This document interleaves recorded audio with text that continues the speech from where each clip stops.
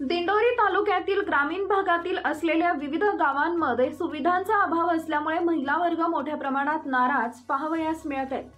काही गावांना तर आजपर्यंत विद्यार्थ्यांसाठी बस नसल्यानं व जाण्या येण्याचा रस्ता अतिशय खराब असल्यानं महिला नाराज झाल्यात।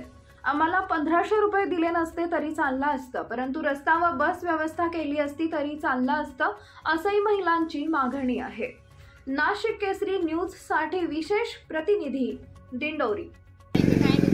तेच महत्वाचं आहे। शाळेचे टायमिंग जरी असलं ना तर भरपूर होईल। ते काय नाही त्या या टायमिंग मध्ये असलं। आता आम्ही रोज पाहतो मंगळवारची ती लाडकी बहीण योजना नाही पाहिजे आम्हाला पाहिजे काही एवढा तेलाला महाग दिलाय तर रोज बसला महाग आहे ना, काय ते घेऊन घेतले डबल दुकानातच भरा पैसे। हा तर मग ते काय त्यांच्यासाठी थोडे आता तुमच्या हातात पैसे मिळाले त्यांच्या काय हातासाठी नाही आले म्हणजे ते आपल्या खात्यावरचे बी जातील ना।